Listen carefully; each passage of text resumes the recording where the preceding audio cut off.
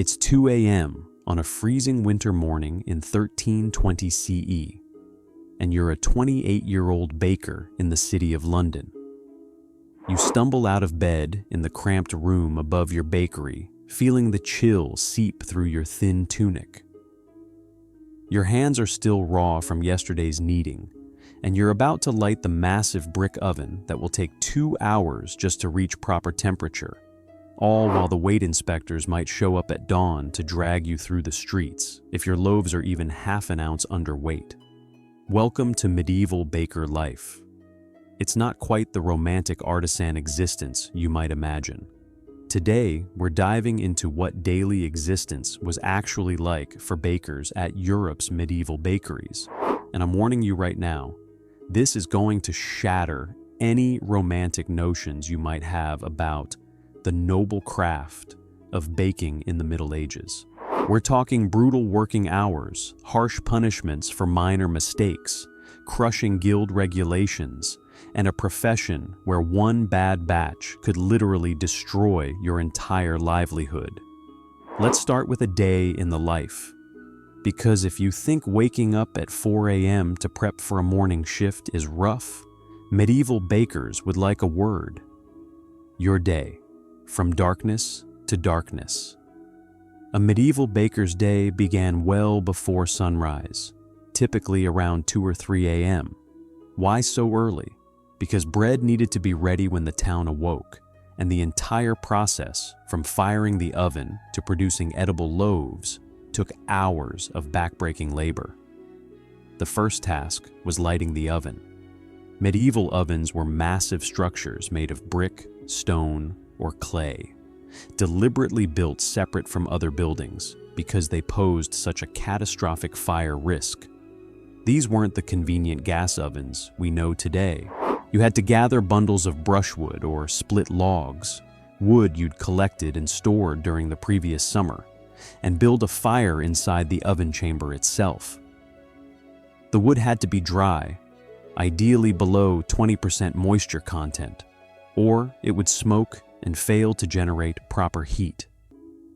For the next hour to 2 hours, you fed this fire, letting the flames heat the thick walls and floor of the oven to temperatures reaching 550 to 750 degrees.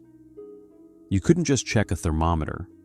Experienced bakers learned to judge temperature by holding their hand inside for a count, what some called the Mississippi counting method, or by watching how quickly a handful of flour browned when tossed on the oven floor.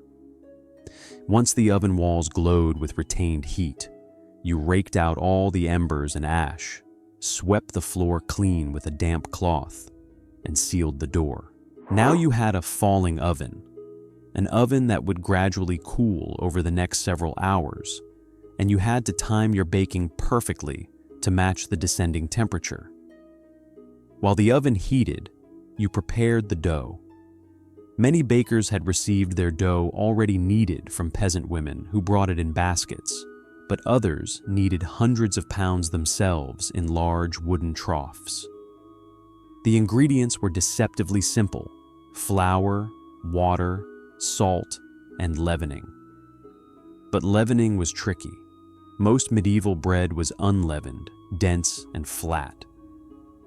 When yeast was used, it came from ale barm, the foam from brewing beer, which was unpredictable and could easily go wrong, giving us the word barmy. You shaped the loaves according to strict specifications. This wasn't creative artisan baking. The Assize of bread and ale, enacted in 1266 under King Henry III, mandated exact weights for every type of bread sold at every price point. A farthing loaf of wastel, the finest white bread, had to weigh exactly 6 pounds 16 shillings when wheat cost 12 pence per quarter. As grain prices changed, the weight of your loaves had to change proportionally, but the price stayed fixed. You didn't get to adjust what you charged. You baked multiple types of bread because medieval society was rigidly hierarchical, and everyone knew their place by what bread they ate. For the nobility, you made manchet or wastel, soft, white, airy loaves made from wheat flour that had been sifted 2 or 3 times to remove every trace of bran. These had virtually no nutritional value, but were prized for their pure white color and delicate texture. For the middle classes, you baked cocket bread, made from wheat flour sifted just once, slightly coarser but still respectable. Most common people ate maslin bread, a mixture of wheat and rye that produced a darker, denser loaf with more nutrition and a longer shelf life. The poor ate bread made from barley, oats, or rye, dark, heavy, coarse loaves that were hard to chew but kept you alive. The very poorest consumed horse bread, made from whatever grain was available mixed with peas and beans, the kind of bread normally fed to animals. You also baked trenchers, thick, stale slices of coarse bread that served as edible plates. These were cut to specific dimensions, about 1/2 foot long by 4 fingers wide, and baked until rock hard. Wealthy diners would pile meat and sauces on them, and afterward the sauce-soaked trencher would either be eaten or, more commonly, given to the poor waiting outside or tossed to dogs. The baking itself required constant attention. You slid loaves into the oven using a long wooden paddle called a peel, carefully positioning them to take advantage of the falling heat. The largest loaves went in first when the oven was hottest, followed by smaller rolls and pastries as the temperature dropped.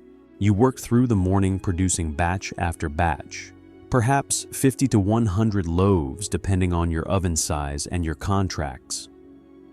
Many bakers lived directly above or behind their bakery, which made the long hours slightly more bearable, but meant you never truly escaped the heat and flour dust. If you were successful enough, you might have an apprentice, typically a boy aged 12 to 15, whose parents had paid you a substantial fee to train him. The apprentice lived in your household, worked without wages for 3 to 7 years, and learned every aspect of the trade under your watchful eye and occasional cuffing. Once trained, he'd become a journeyman, working for daily wages until he saved enough money to potentially open his own bakery and join the guild as a master. But your day didn't end when the baking finished. You had to manage your wood supply, maintain your oven, clean your tools, keep your accounts, and navigate the complex web of obligations that governed medieval baking.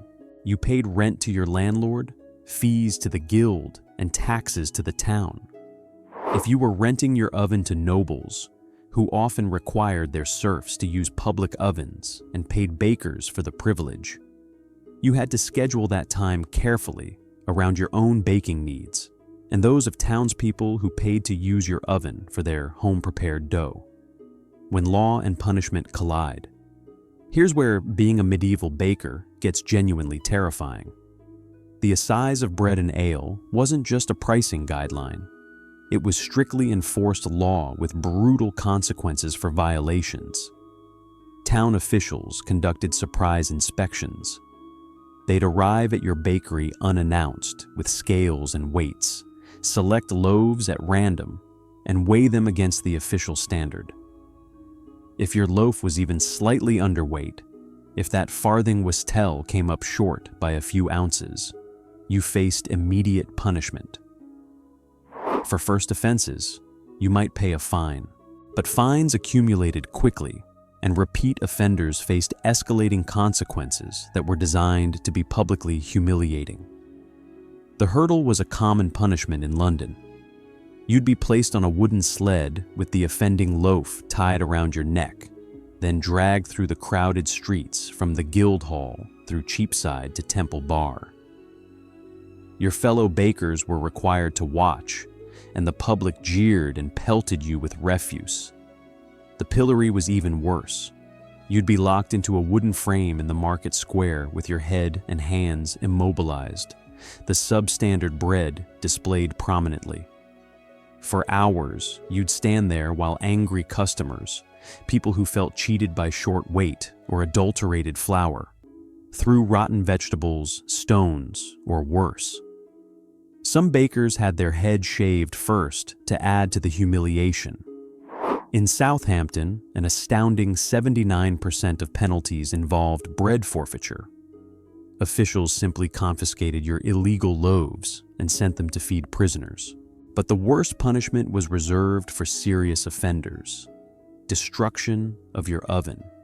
If you were caught repeatedly cheating or committing grave offenses like mixing sand or chalk into flour to increase weight, or, in extreme cases documented in 14th century London, inserting iron bars into loaves to make them heavier, authorities could order your oven demolished. This wasn't just punishment. It was the complete destruction of your livelihood. Without an oven, you couldn't work. You were finished as a baker. The fear of these punishments led to one of baking's most enduring traditions, the baker's dozen. Because it was nearly impossible to make every loaf exactly the same weight with medieval tools and techniques, bakers began adding a 13th loaf to every dozen sold. This extra loaf provided a buffer against accusations of short weight. Better to give away one free loaf than risk being dragged through the streets or locked in the pillory. The practice became so standard that the term baker's dozen has survived for over 700 years. But the regulations went beyond weight. Guild officials inspected the quality of your flour, the freshness of ingredients, and your baking techniques. They set rules about how many apprentices you could employ, what hours you could bake, and who could sell bread in which parts of town. In London, by the 14th century, there was even a distinction between white bakers and brown bakers, separate guilds for those who baked fine white bread versus coarser brown bread. Initially, brown bakers outnumbered white bakers, but as the century progressed and white bread became more fashionable, the proportions reversed. The universal baker problem: economics. Medieval bakers operated in a profession where every economic factor was stacked against them. The Assize fixed your prices, but not your costs. When grain prices spiked due to bad harvests, a regular occurrence in medieval Europe, you still had to sell your penny loaf for a penny, even if the wheat to make it now cost you twice as much. Your only option was to make the loaf smaller, but too small, and you'd face punishment for not meeting minimum weights. During famines, the situation became catastrophic. The monarchy could, and did, force bakers to produce bread below market prices to prevent starvation and riots. You were legally required to operate at a loss, selling bread you couldn't afford to make. Many bakers went bankrupt during famine years. Some turned to desperate measures. Adulterating flour with cheaper substitutes like ground peas, lentils, or even acorns became common during grain shortages. In the worst times, some mixed in sawdust, chalk, or clay, practices that were illegal but difficult to detect until someone got sick. The guild system provided some protection. By requiring all bakers to join and pay dues, guilds created a collective insurance against total ruin. They negotiated with grain merchants for better prices, lobbied the crown for relief during famines, and ensured that even struggling bakers had enough grain to feed their own families. But guild membership itself was expensive.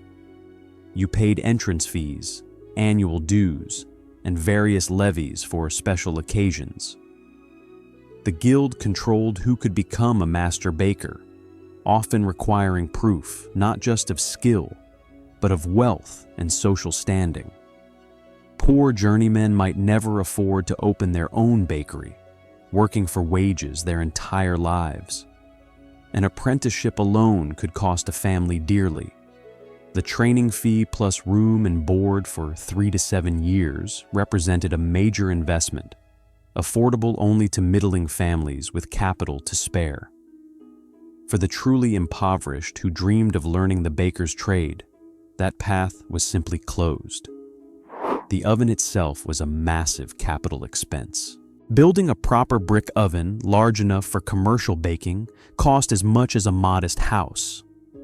The structure required skilled masons, quality materials, and careful construction to prevent cracking from thermal stress. You needed to maintain it constantly, repairing cracks, replacing worn bricks, ensuring the flues stayed clear. One catastrophic oven failure could put you out of business permanently. Wood fuel was another major expense. It took roughly 50 kilograms of hardwood to bring a medieval oven to temperature, and you did this every single day. During summer, you spent time cutting, hauling, and storing wood for winter when fuel prices soared. In regions where wood was scarce, bakers burned charcoal, peat, or even dried dung, whatever was available and affordable. And then there were the everyday business headaches.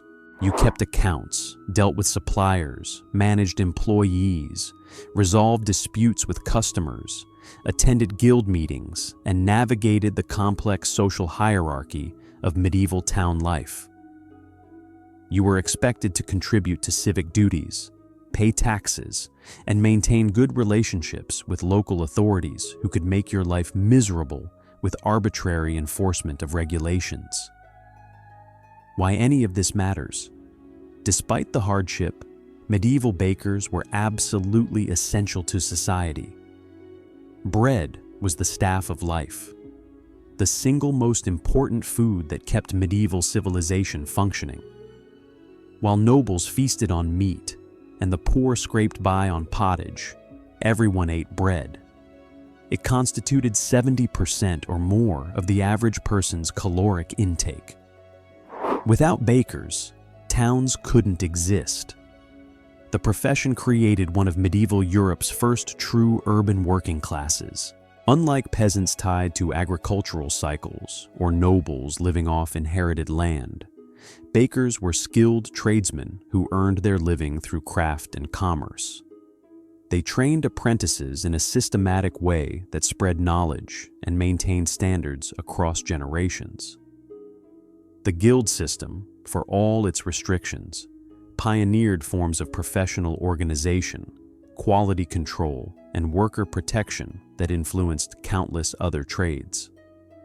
The Assize of bread demonstrated governmental regulation of food production, an early form of consumer protection that recognized bread as too important to leave purely to market forces. The traditions bakers developed, the baker's dozen, the various types of specialty bread, the craft knowledge of oven management and dough handling, laid groundwork for modern baking. Medieval bakers also created the first biscuits by baking bread twice to make it crispy and shelf-stable for long journeys and military campaigns. Life was brutal, heavily regulated, and economically precarious. Bakers rose in darkness to light dangerous ovens. They kneaded dough until their hands were raw. They lived in constant fear of weight inspectors and public humiliation. They struggled to survive during famines when they were forced to sell bread at a loss. But these men and women provided the foundation of medieval urban life. They fed their communities with skill and dedication, passing their craft from master to apprentice across centuries. They navigated complex regulations and economic pressures while maintaining standards that kept people alive.